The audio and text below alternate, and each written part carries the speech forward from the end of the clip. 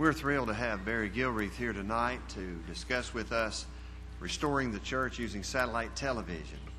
Barry is a pioneer in this field. He is a very gifted man, very knowledgeable in regard to all aspects of such a work.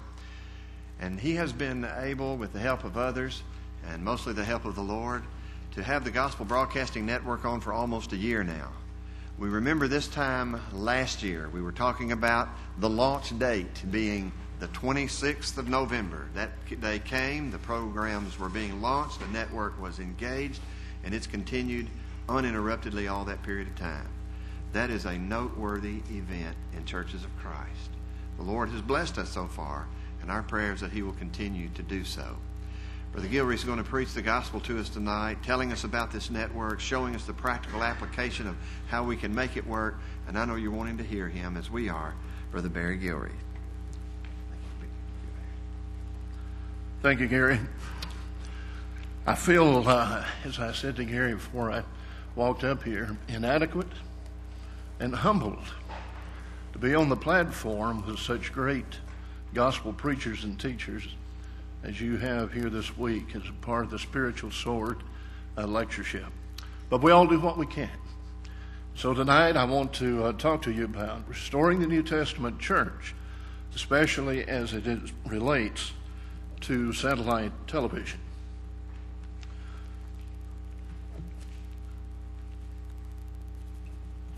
Like Gary said, if I push that button, we'd be up and going here.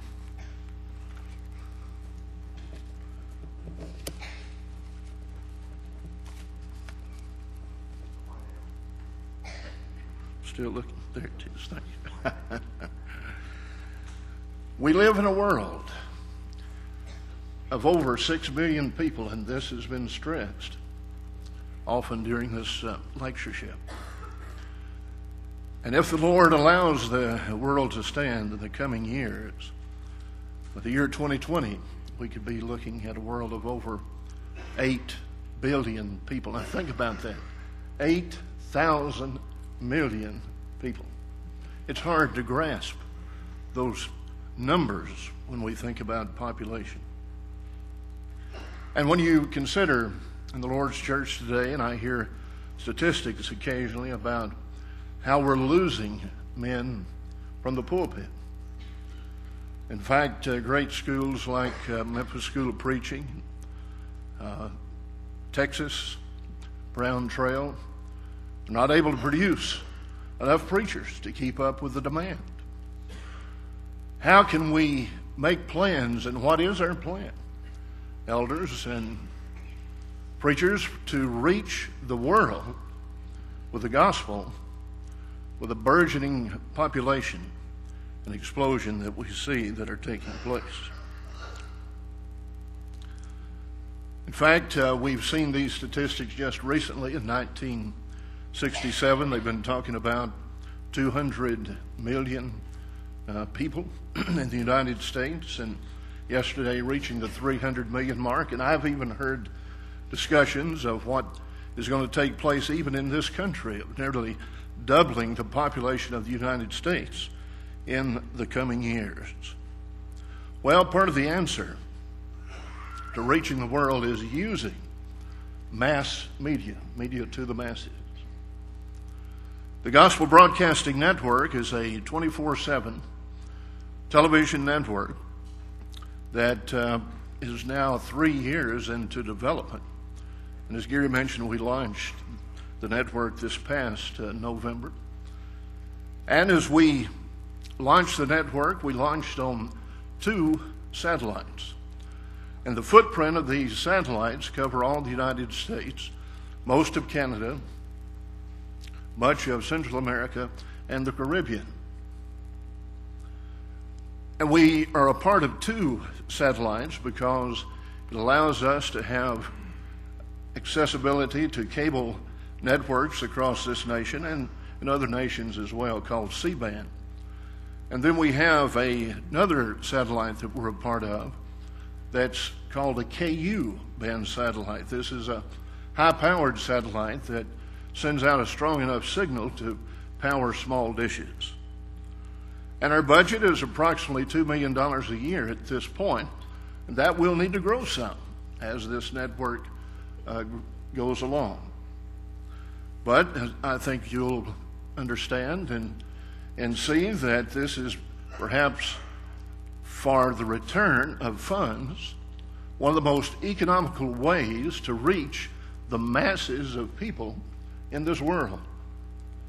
For about 9 years, I'd worked with a television program preaching the gospel with James Watkins. I still do that. That's under the oversight of the Highland Church as well. But we did a study a few years ago from the Nielsen ratings that we had in some of our larger television markets, and came to the conclusion of looking at those ratings and our cost in these markets that for about 8 to 9 cents per viewer, people were able to see James Watkins preach the gospel for 30 minutes.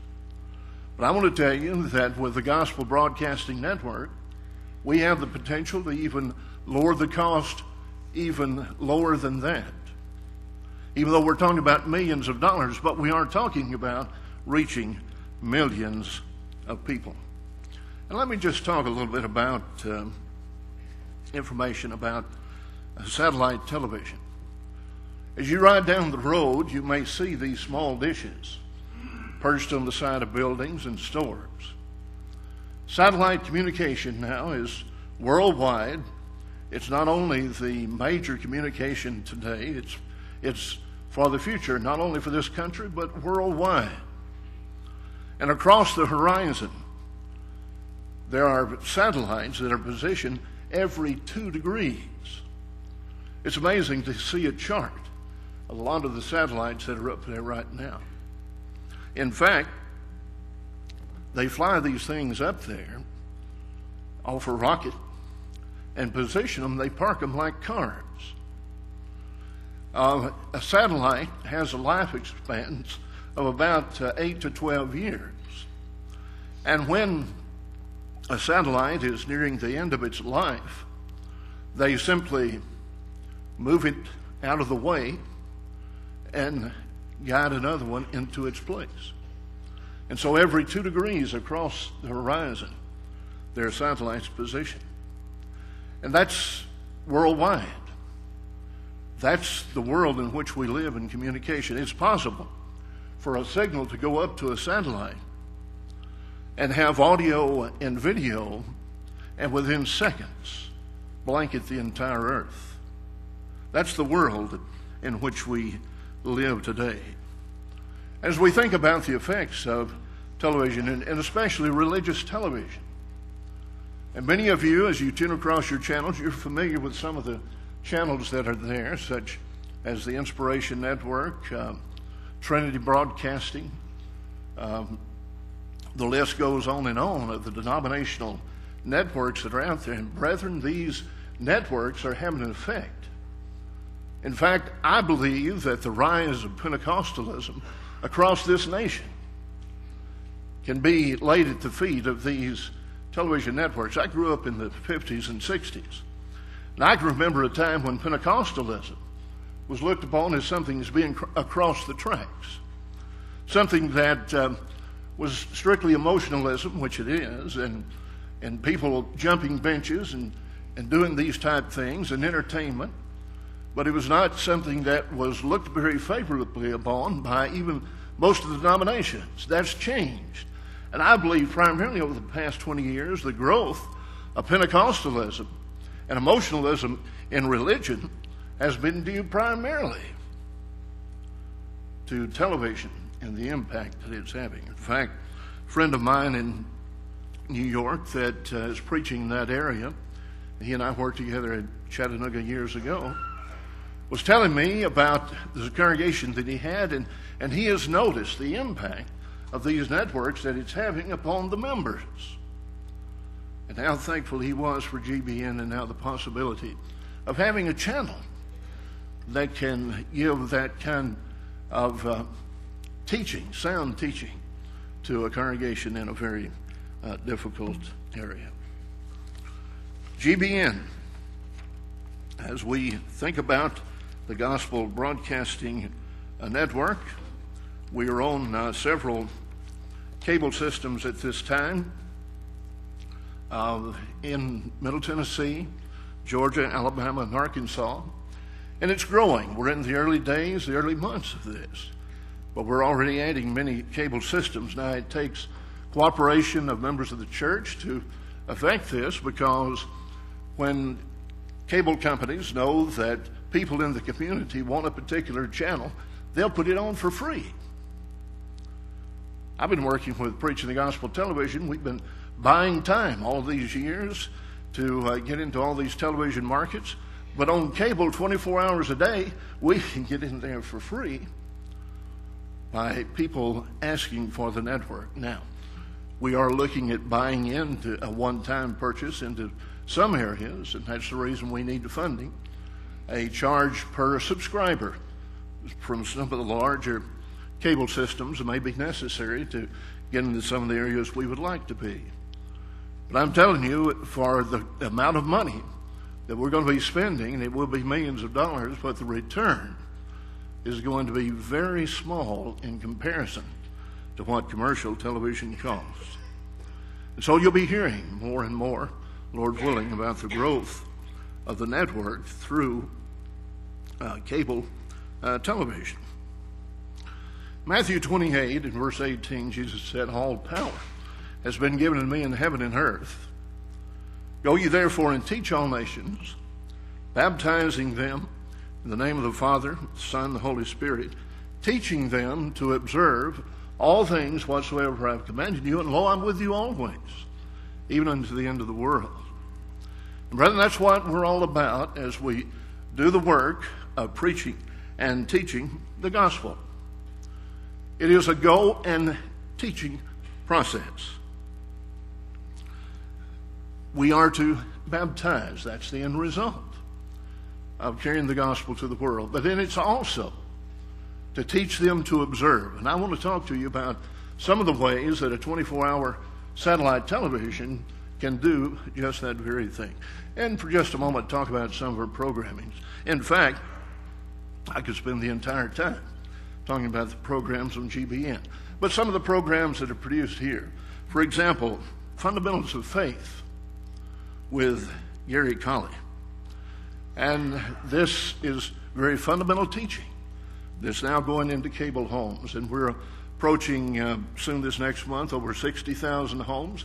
2 people per home represents about 120,000 people that are now getting the network in their local cable areas. It may not be to your area yet, but it eventually will be. And your support is all geared toward helping to carry the gospel to the homes that we have now, not to mention the internet that we're involved with as well, and the KU dish, which we'll say more about.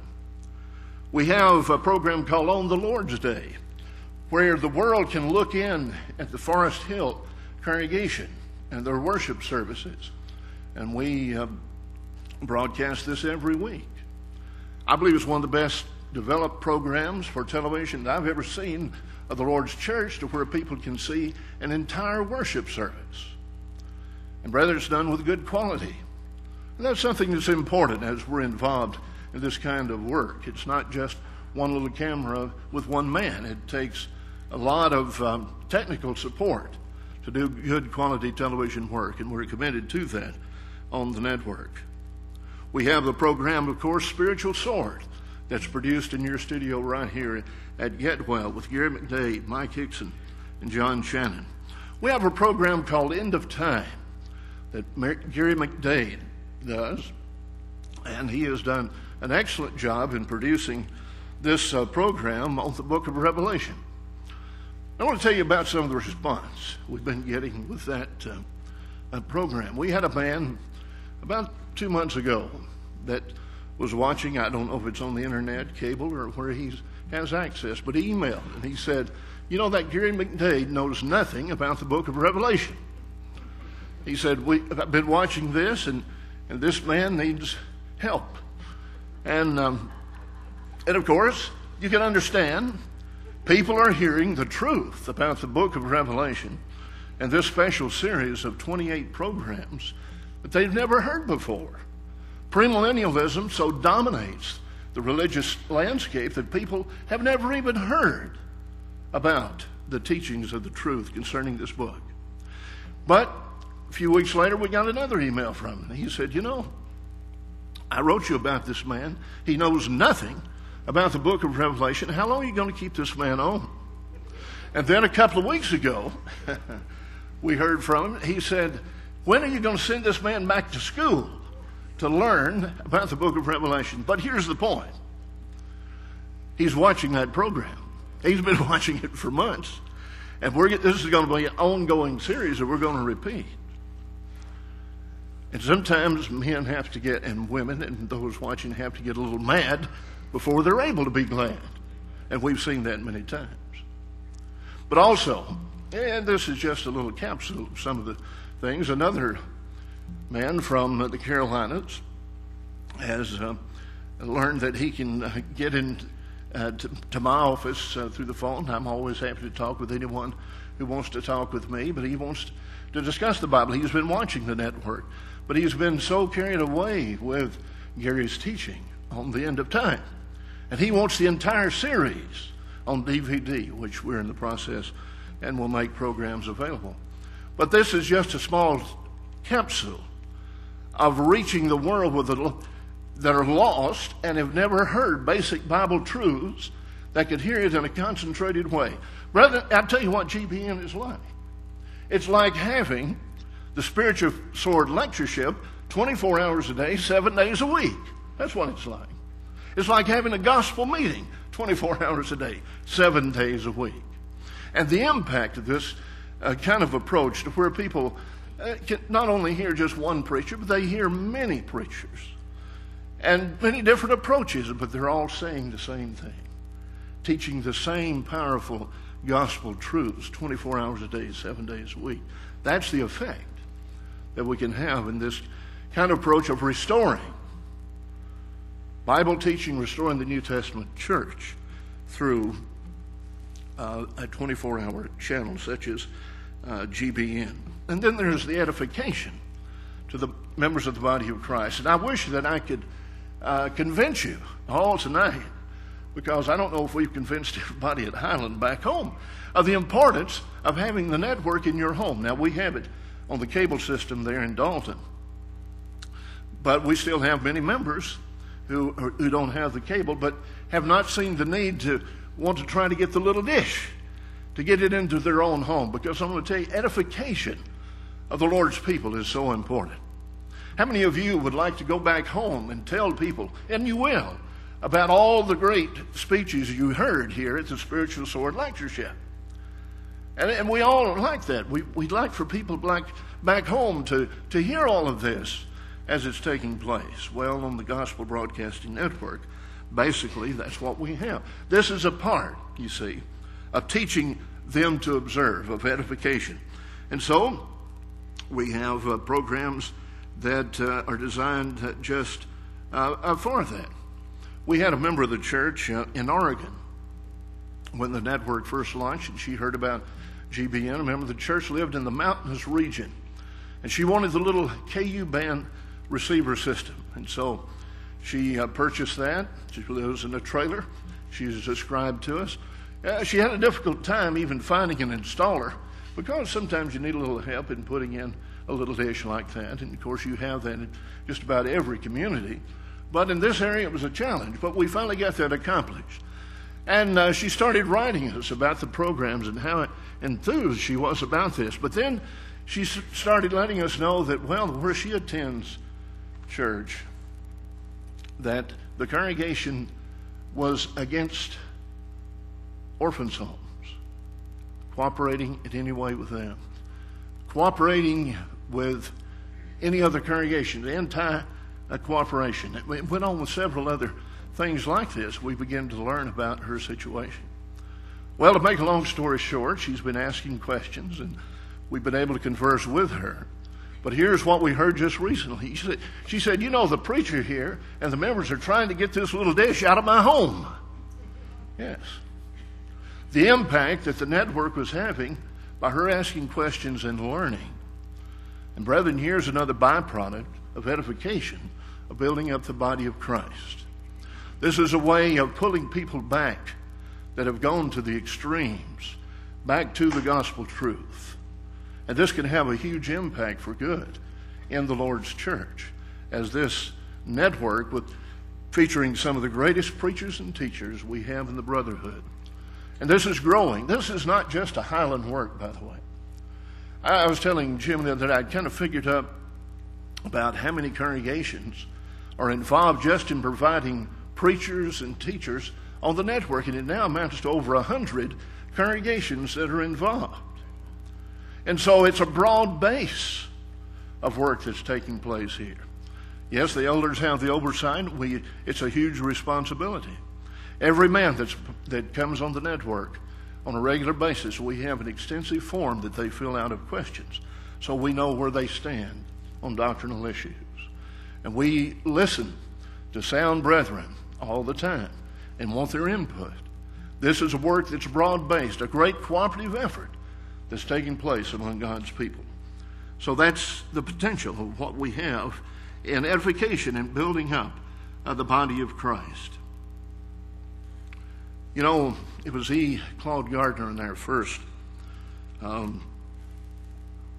DVD that was sent out. You might have seen that. It said the problems we're facing today in the church, that a lot is going to be solved by sound gospel preaching and teaching. Brethren, isn't that true? Romans 1 and verse 16, the gospel is the power of God unto salvation. That's what the world needs.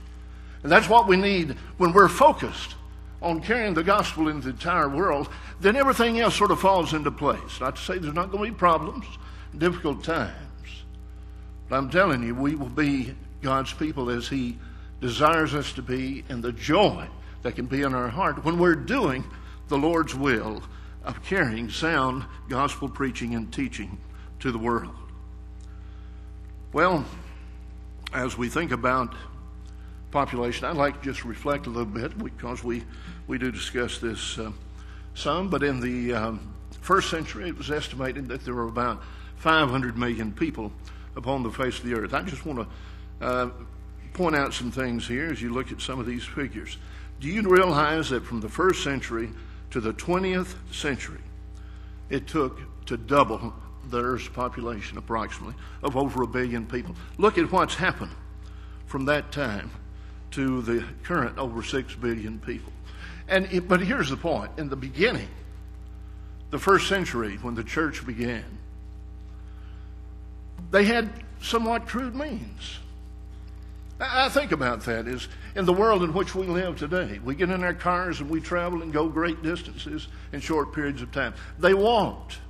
They had ships. They had beasts of burdens. That was under great persecution, and yet Colossians 1 and verse 23 says they carried the gospel to every creature. Now here's the point. We live in this exploding world of population, but look what God's providence has provided. And I believe, brethren, it's for the Lord's people to use and not Satan. Satan has been using this communication. And we can see it in commercial television and the influence that television is having in our homes. And I'm not necessarily once in favor of commercial television. Even though I've worked in television for years, I see the dangers there. And when that television is on these commercial stations, and especially with our children, if it's not highly guarded and watched after, it's like a spiritual gun to the head of our young people if it's not controlled. There's another reason for the need of the Gospel Broadcasting Network, to be able to provide something in this world in which we live of nature of something that is sound for our children. And we have several children's programs. Now, cover that in a minute. We have programs for teenagers and programs for adults. But this is all a part of what our families need in the world in which we live today. And this influence of what television is having, only history may record the devastation that this type of communication may be bringing to our homes. Yet, it can be one of the great blessings when we utilize it and utilize what God has given us in the means of something like the Gospel Broadcasting Network. Because when we look at this exploding world's population, God has given us the means. through the printed page, as Brother Claiborne talked about, radio, and I think one day will come we'll be looking more at satellite radio, and then satellite television, worldwide communication, that we can reach the world with the gospel of Jesus Christ. God has given this in His providence to this world, and I believe He intends for the Lord's people to use it. Growing population of what we have the responsibility in carrying the gospel. In the 50s and 60s. I want to make reference to this. That's when I grew up. It's when many of you did. And I recall the time of the reference to the fastest growing religious body, the Lord's church. And this was something that we were seeing take place and something that the Lord was truly blessing. I believe there was a great preaching and teaching that we had during those years of the gospel, and of course it still continues, but as we've been hearing all of the problems that the Lord's church and many things that have been introduced. But today, the numbers are still about the same.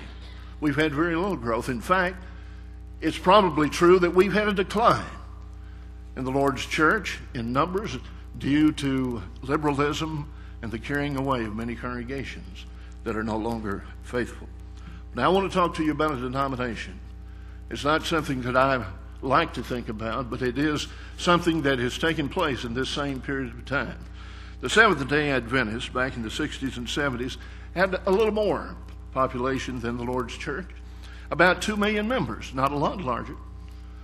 And I don't know all the reasons for the growth. I've heard people say that in the 70s, there was 65 missionaries to every one of the Lord's people. I don't like those statistics. I don't like to hear about that. But nevertheless, that certainly could be a contributing factor. But in the 1980s, when satellite television was first coming on the scene, the Seventh-day Adventists approached satellite television from the standpoint of building up their members in this false teaching of Seventh-day Adventists.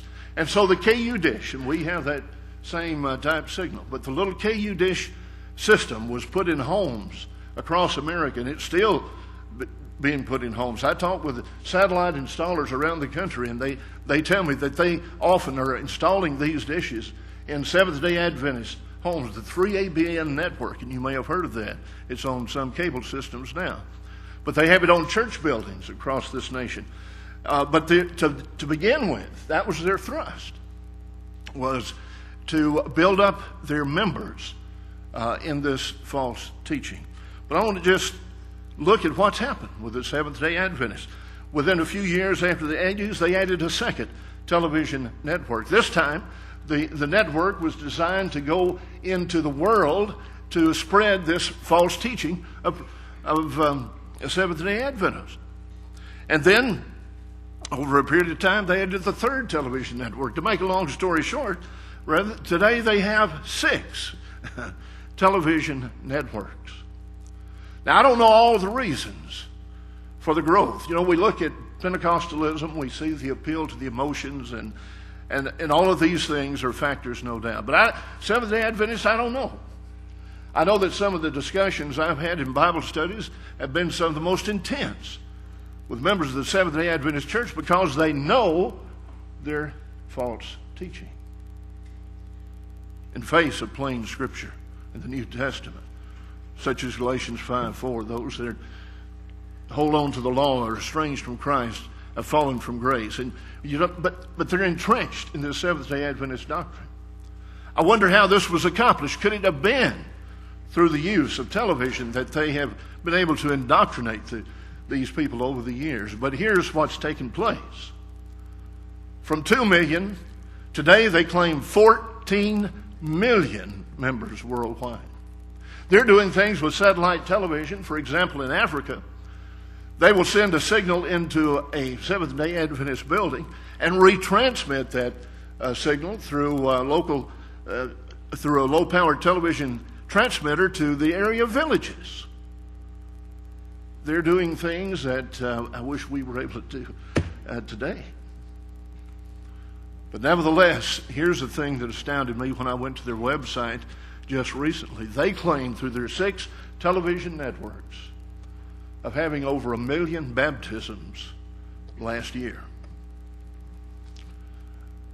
Well, brethren, the truth can go into the world in a very powerful way. But here's a denomination that has used mass media apparently in a very effective way. I'm not saying that's the only reason that kind of growth, but I am saying, brethren, look at what we need to be doing and what God has really given the Lord's people to do and the providence that He is providing for us in worldwide communication. Well, as we move along, I'd like to just discuss a few things about television in general. Just talk to you about some of the costs. Preaching the Gospel Television, we've been on WTTO in Birmingham for many years. We pay $600 a week for that television program. On the Inspiration Network, we pay over $1,665 each week for that one 30-minute program. It's just a little slice that we were able to wedge in this denominational network that 90% of it is not fit to watch, but it is an opportunity, and we have reached many people because of the wide coverage of these satellite television stations. But these are the kind of costs that our brethren have having to pay when we go to commercial television stations. We're a part of World Harvest. We've been able to buy a little time there Sunday morning at 8 o'clock. We pay $900 a week for that one program. You see, this gets into real dollars after a while. But yet we're paying for coverage because we are reaching a lot of people a small slice of time. But you see, with the Gospel Broadcasting Network, we can move to saturation 24 hours a day, 7 days a week. You can see how much more effective. But I want to talk to you about cost. GBN coverage. And currently, as I say, we're in over 50,000 homes, and this will grow as time goes on. But, Brandon, it's going to take some time. It may take years for us to get on the local cable system in Chattanooga, Tennessee. We're competing with many networks that are wanting to be on these systems. And so it's not just something to show up on their door and say, look, we've got a network, now it's time for you to take us. No, it doesn't work that way. It takes time and effort and work. And we have one man in our organization spends his full time just with working with cable systems. And that's going to need to grow, obviously, as time goes along. But we have managed to get into 50,000 homes. That will grow to probably 70 or 80,000 homes in the next couple of months. And we plan to see that grow into millions of homes across this nation. But it's going to take time. It's going to take support and patience. How many times have Jim and I heard, well, we don't get it here, so we're not going to support it. And yet we're willing to send a few dollars overseas and never see really what's taking place. We get reports. But yet the coverage is on cable. We're also on the World Wide Web. And they do call it the World Wide Web because it is just that, worldwide. And we're hearing from people all over the world. We're hearing from soldiers in Iraq, different parts of the world, of people who are able to watch the Gospel Broadcasting Network in this way. KU band coverage. This is the small satellite dish that every one of us can have in our homes. And the programming that can edify us and build us up. It's done a lot for me personally. Of course, you can imagine I watch GBN quite a bit, even at my home. And the programming is 24 hours. I've had people say, why do you need to be on 24 hours a day? People watch television at night. We have people that watch our network all night long. Many people do work in the day. It amazes me, as I've learned in commercial television over the years, how many people have television habits that are 24 hours all during the day and night. And so this coverage with the KU band, the internet, I had a brother here, in fact he's sitting right down here, was telling me, and I've asked him to send a note to GBN because we want to put this in the newsletter. He said he was on a business trip in China and couldn't find members of the church there, but was able to watch GBN in China on the internet on the Lord's Day. We hear of things like this that are happening all the time. Brethren, these are the early days, the early months of this network. You can see the potential that the network has. But here's the thing. I explained about Birmingham, Alabama, $600 a week for 30 minutes. $1,600 a week for the Inspiration Network. We have a cost per half hour of the network currently of $114 for 30 minutes. Now, you multiply that every half hour, a whole day, 7 days a week. I told Jim when we first started, I said, Jim, your job from now till you die or the Lord comes again is you keep track of every second of every day, because we have to do that in this network. We have to count and have programming. And Jim Dearman is one of the great pluses of the network and one of the reasons the network is having its success. Our program director, great gospel preacher and teacher, and you'll hear some great teaching from Jim Dearman. But nevertheless, we are accomplishing this now for $114 for 30 minutes. I see my time is moving on. The Inspiration Network's budget is $38 million, just to give you an idea of what the denominations are spending on television, these religious networks. Pat Robertson, CBN, now listen to this. They took in $90 million last year above expenses. Now, I know that many of these men are in it to enrich themselves. There's no doubt about that. But I also know that these 24-hour channels are having a huge impact and is leading many to never even have the opportunity to hear the gospel as they become entrenched in these doctrines. But nevertheless, this is what the denominational world is spending. GBN, our current budget we're operating on this year, is about $1.8 million. Yes, it's expensive. Rather than look at the potential results and what can be done. 7,000 Christians, you'll hear this from us. If we had 7,000 Christians, we believe there's many more than that. But 7,000 that could support $25 a month would produce a $2 million a year budget. We are going to have to grow this some, obviously, as time goes along. But this is what we need at this point. Currently, we have about 1,500 families. We have about 400 congregations. We need to double that amount in the next year or so to continue to reach the goals that we need. Well, as we move along here's a man who, from Malaysia, contacted us, and Jim Dearman was telling me that not many Americans are able to go into Malaysia now because of the restrictions of the country. But here's a man who, as a gospel preacher, has been converted in years past, and he is being able to view the Gospel Broadcasting Network. In fact, that's a picture of him in Malaysia with the network on his screen. He is establishing the network in many congregations in Malaysia, and we just found out about this work recently. So these are some of the things that can be done. Can you imagine what having some of the greatest preachers in our brotherhood can mean to preacher schools and things of this nature throughout the entire world? That's some of the potential of the Gospel Broadcasting Network. You can put the network on your church building. It's here at Getwell, and they're able to see it through the little dish.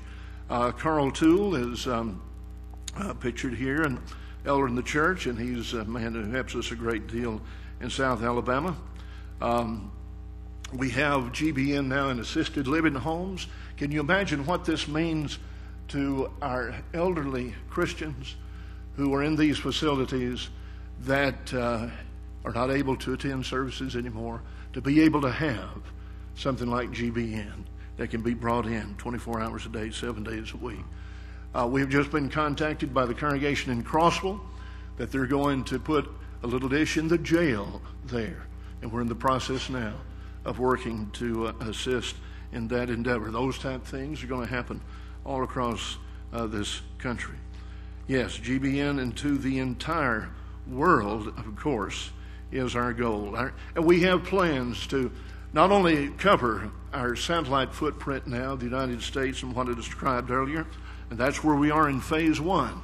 Phase 2 will be Latin America. We plan to be for the second expansion. We already are doing Spanish translation of one of our programs, and that's going to be another added expense as we grow this work, but you can see the importance of translation into other language.